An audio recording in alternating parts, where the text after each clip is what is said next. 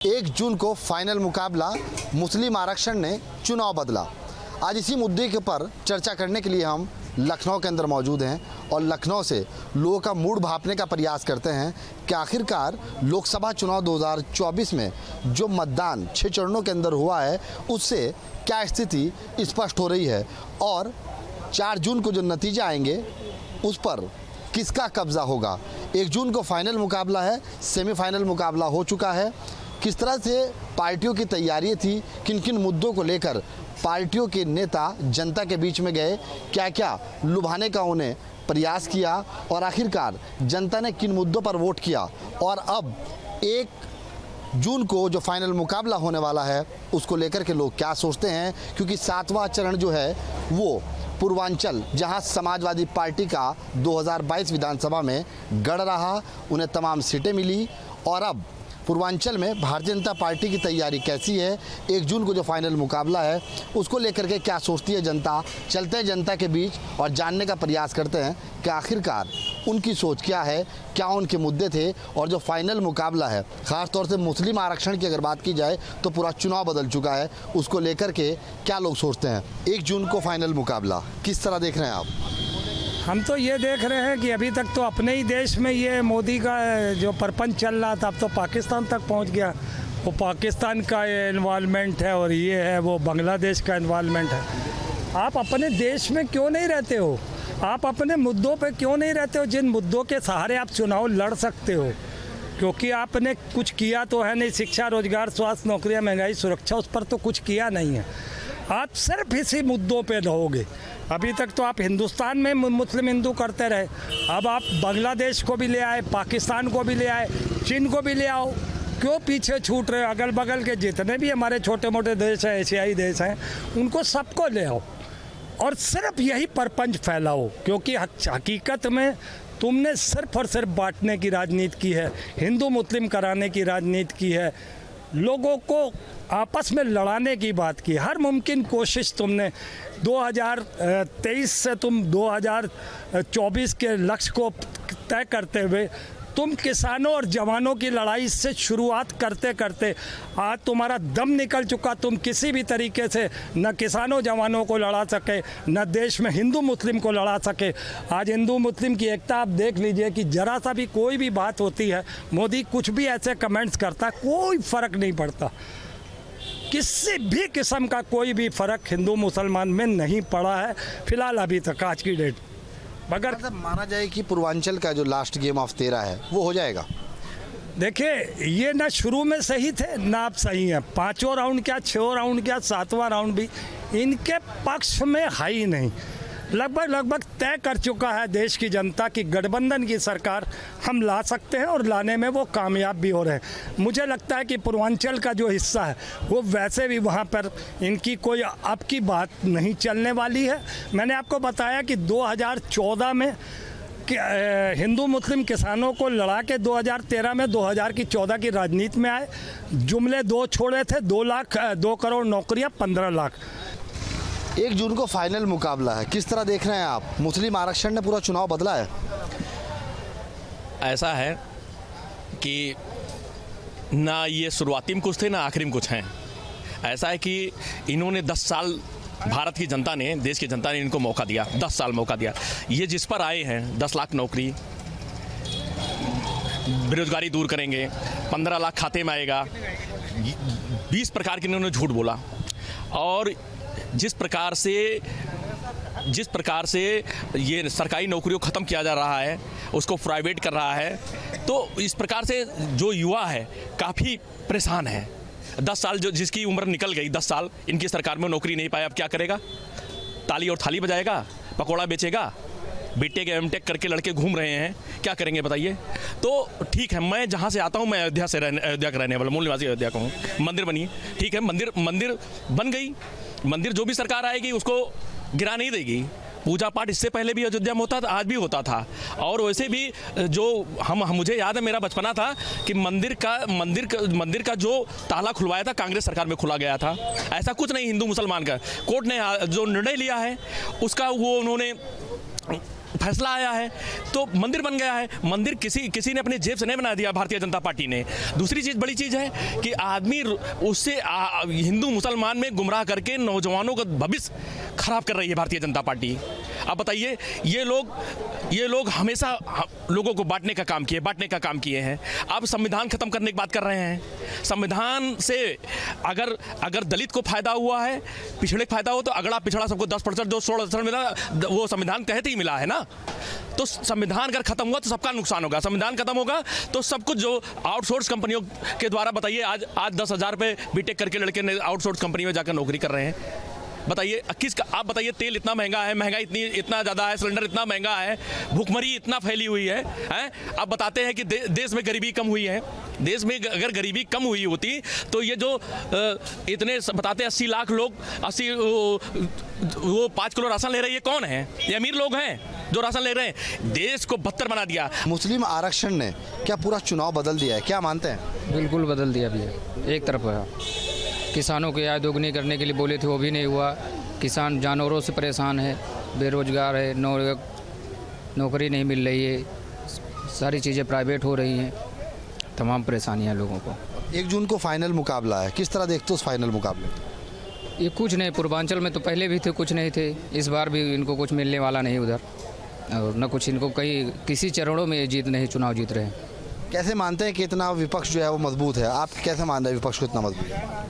विपक्ष ने जो वादा किया था वो पूरा किया। कुछ और लोग हैं, उनसे बातचीत करने का प्रयास करते हैं। पूर्वांचल में 2019 का जो सीन था पूरा, क्या वो बदलेगा? मुस्लिम आरक्षण क्या चुनाव पर असर डालेगा इस बार? क्यों नहीं डालेगा? कैसे डालेगा, थोड़ा बताइए। जैसे लास्ट टाइम मुस्लिम आरक्षण के ये लोग विपरीत में थे, तो कौन उधर से लड़े? पूर्वांचल से अभी जो मेन इनके निरहुआ पूर्वांचल में मेन गढ़ तो वही है, आजमगढ़ का ही है। तो वहाँ तो पूरा मुस्लिम बहुल इलाका ही है, तो वहाँ तो मुस्लिम आरक्षण के लिए तो काम होगा ही होगा। तो उनकी जो सरकार है, आजमगढ़ से कौन लड़ रहा है? आपके धर्मेंद्र यादव लड़ रहे हैं, तो उनका तो जीतना तय है ये लोकसभा में। और हम तो ये कहते हैं कि ये चुनाव के समय आते ही मुस्लिम तुष्टीकरण क्यों होने लगता है, धार्मिक तुष्टीकरण क्यों होने लगता है? आप अपने विकास के मुद्दे पर क्यों नहीं बात करते हो? आप बेरोजगारी पे क्यों नहीं बात करते हो? आप शिक्षा पे क्यों नहीं बात करते हो? आप स्वास्थ्य पे क्यों नहीं बात करते हो? आप सिर्फ बात करते हो हिंदू मुस्लिम पे, है? सिर्फ हिंदू मुस्लिम पे बात करोगे भाई। वोट के समय आपको क्यों याद आ जाता है कि इसको हमें आरक्षण देना है, उसको आरक्षण नहीं देना, या आरक्षण हमें ख़त्म करना है? आरक्षण हमारा हक है, आरक्षण हमारा हक है। अगर हमें आरक्षण नहीं है तो फिर हमें क्या फ़ायदा? हमें नौकरी वैसे भी ख़त्म कर दी है आपने, गवर्नमेंट एम्प्लॉयमेंट तो सारा ख़त्म ही हो गया। ले दे के थोड़ा बहुत जो बचा वो आरक्षण की वजह से अगर किसी गरीब को मिल जाएगा तो उसमें आपको तकलीफ़ क्या होती है? तो ये तो बड़ा फैक्टर रहेगा इस बार का। सरकार को जवाब देना पड़ेगा इसका आगे चल के। जो इन्होंने बंद किए हैं सारे कानून जो ला रहे हैं, काले कानून ला रहे हैं, इनके पक्का 4 जून के बाद तो सरकार तो बदलनी है ही है। उसके बाद इनको सारे जवाब देने पड़ेंगे और जनता ही इनसे जवाब मांगेगी। 2019 का जो पूरा सीन है, क्या उसमें कुछ परिवर्तन नज़र आएगा, मानते हैं? एक शुरुआती दौर देखा जाए या अंतिम दौर देखा जाए तो देखने से तो किसी को कोई मतलब नहीं हो सकता, लेकिन मैं इतना कह रहा हूँ कि शुरुआत मैं कर रहा हूँ, थोड़ा इधर ध्यान दीजिए। फुटपाथ पर पड़ा था, भूख से मरा था, कपड़ा उठा के देखा तो पेट पे लिखा था, सारे जहाँ से अच्छा हिंदुस्तां हमारा, हम बुलबुले हैं इसकी, यह गुलिस्ता हमारा, फिर भी 2 लात मार के चल दो। ये भारतीय जनता पार्टी की कहानी है। मैंने कल भी आपको बताया था और आज भी बता रहा हूँ, पहला चुनाव आशा और विश्वास पे लड़े थे। पहला चुनाव 2014, इन्होंने कहा आशा और विश्वास। आशा क्या रहा, विश्वास क्या रहा, आप देखा आपने? नहीं देखा। फिर एक नारा कभी किसी जमाने में लगता था, हिंदू मुस्लिम सिख ईसाई आपस में हैं भाई भाई। ये हमारा बड़ा पुराना नारा है। आज मैं उस पुराने नारे को आपके सामने भी कह रहा हूँ। लेकिन सवाल ये है हमारे देश में कि आप आइए, हमारे देश का प्रधानमंत्री नरेंद्र मोदी बनारस को क्या बनाने की कहा था, आपको याद है? याद हो तो बताइए आप। जापान की राजधानी का नाम कीजिए, बनारस को मैं जापान की राजधानी कहा था। क्या बनारस बन पाया? टक्के सक्के झक्के रोटे मोटे नहीं बन पाया। बनारस में 4 घर के बाद, यदि बनारस कोई गया होगा किसी जमाने में तो देखा होगा हर 4 घर के बाद एक छोटा मंदिर हुआ करता था। और ये जब आए, कौन राम को लाने वाले नहीं, न राम को लाए हैं, न रहमान को लाए हैं, न ईसाई लाए हैं, न कुछ लाए हैं। ये केवल देश को बरगलाने का एक इनका धंधा है। तो मैं चर्चा कर रहा था बनारस की। बनारस में 4 घर के बाद एक मंदिर हुआ करता था। ये सारे मंदिर टूट गए। इसके देवी देवता कहाँ गए भगवान जाने। फिर नरेंद्र मोदी का बचपन का फोटो अभी नहीं है मेरे पास, नहीं तो आपको दिखाता। मैं आज खुल के बोल रहा हूँ, नरेंद्र मोदी के बचपन की फोटो राम से अटैच की गई है, केवल इतना चेहरा। कोई यदि हमारा नंबर लेना चाहे तो ले ले, हम उसके व्हाट्सएप पर भेज देंगे। और जहाँ राम पहले थे, क्या वहाँ राम आज हैं? आप लोग ये बीजेपी वालों से कभी पूछे हैं? तो भैया हम साफ साफ जानते हैं। बड़ा जुमला मैंने देखा है। हम भी 65-66 साल के हो गए। आज भी मैं इमरजेंसी का भुक्तभोगी हूँ। 20,000 पेंशन मिल रही है।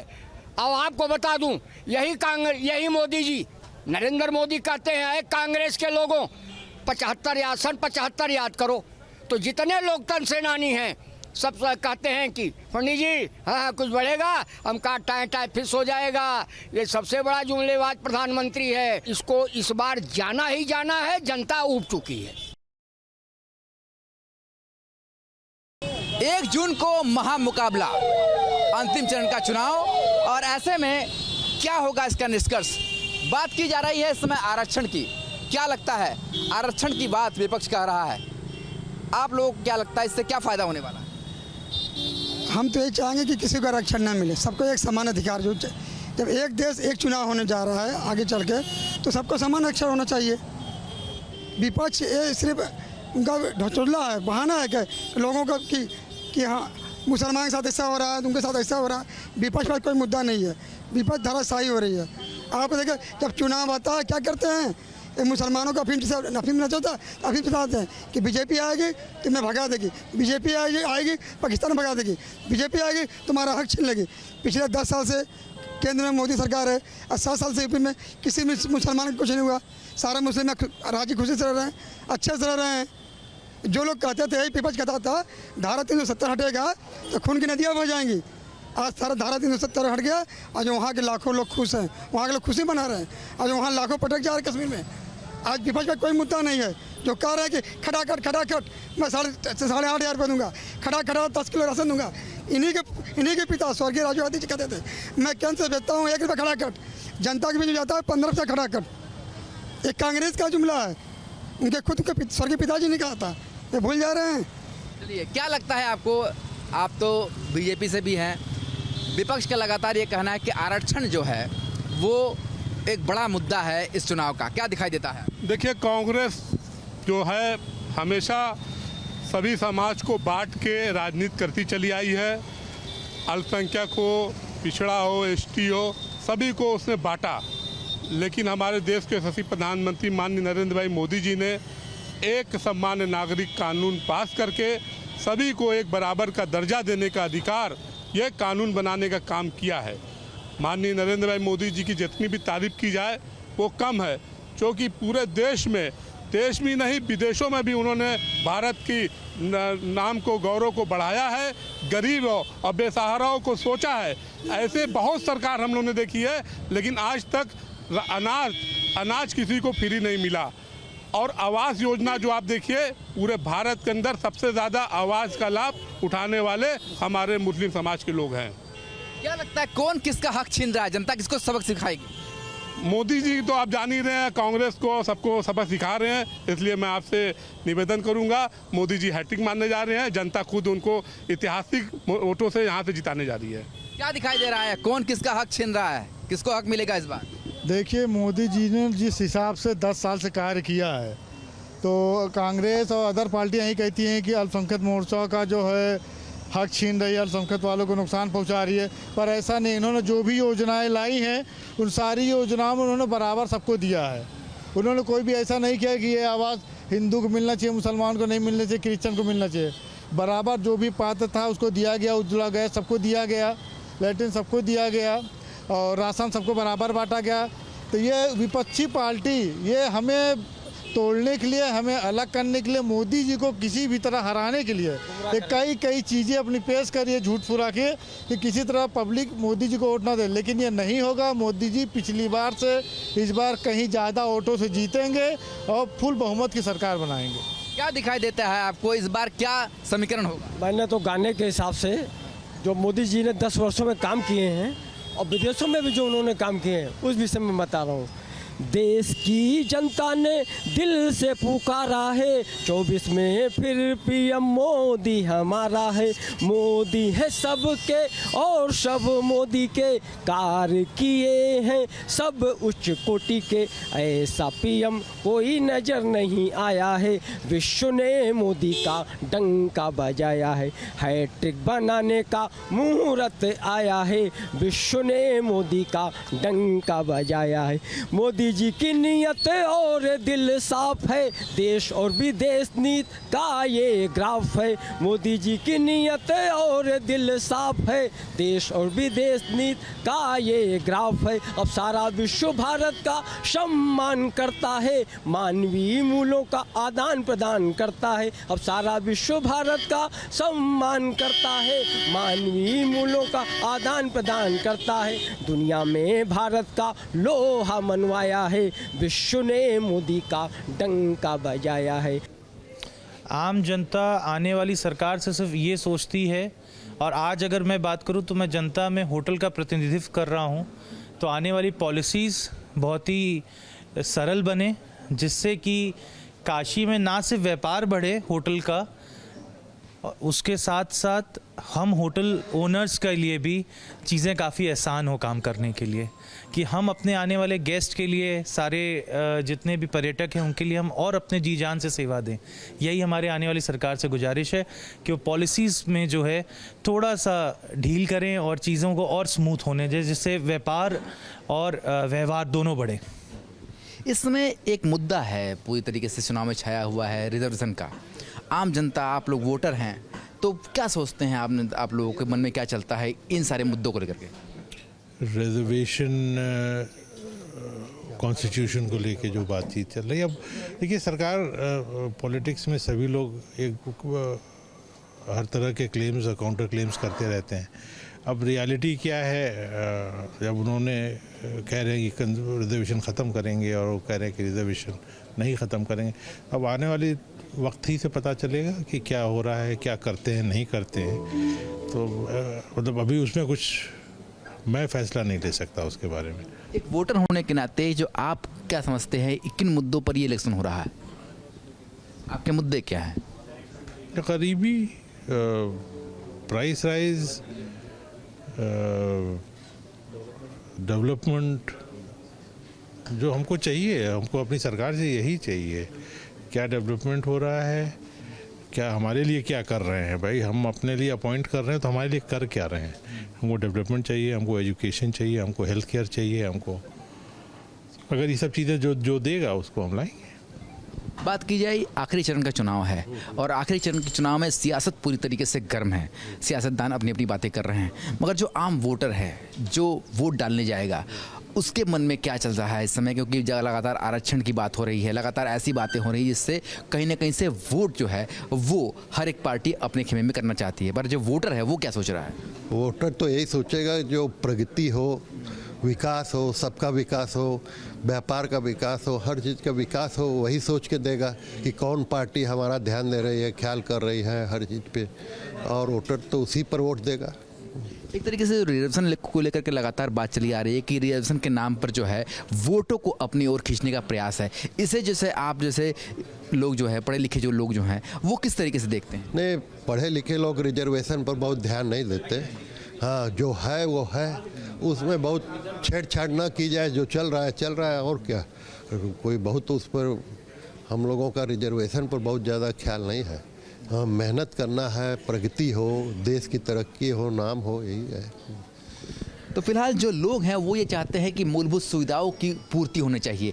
आरक्षण के नाम के वोटों का जो एक तरीके से ध्रुवीकरण हो रहा है, इस पर कहीं ना कहीं रोक लगनी चाहिए। वीडियो जर्नलिस्ट शिवम मिश्रा के साथ सुशांत मुखर्जी, न्यूज़ स्टेट, वाराणसी।